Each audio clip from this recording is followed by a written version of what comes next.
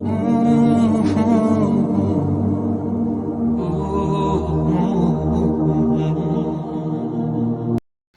جسے وہ تہجد تک لے آئے وہ اس کا لاڈلا ہو جاتا ہے، اور جو لاڈلا مانگ لیتا ہے وہ عطا کرنے کے لیے ہر چیز کو وسیلہ بنا دیتا ہے۔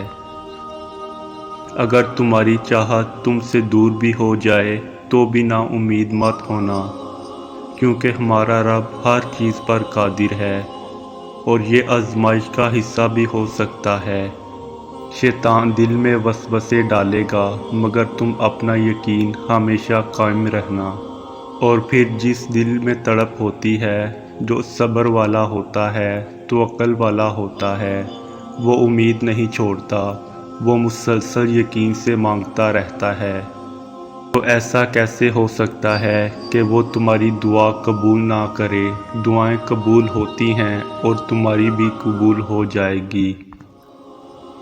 جو شخص اپنی قسمت میں خوش ہے وہ دراصل وہی خوش قسمت ہے، کیونکہ وہ اللہ کی رضا پر راضی ہے۔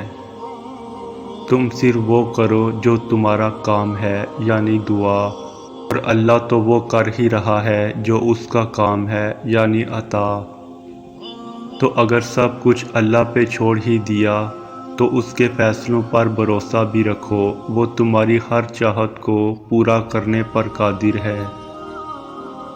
اللہ نے دعا کے ذریعے ہی آدم اور حوا کو ملوایا تھا۔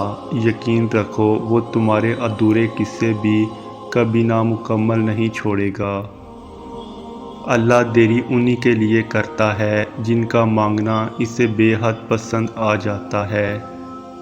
تم بس یقین سے مانگو، یہ زبان پہ دعاؤں کا آنا بلا وجہ تو نہیں، تم بس یقین سے مانگو، تمہارا اللہ دعاؤں کو قبول کرنے والا ہے۔ دعا کا خیال وہ جب تمہاری دعاؤں کو قبولیت کے لیے چن لیتا ہے، تب وہ تمہارے دل میں دعا کا خیال بھی خود ہی ڈال دیتا ہے۔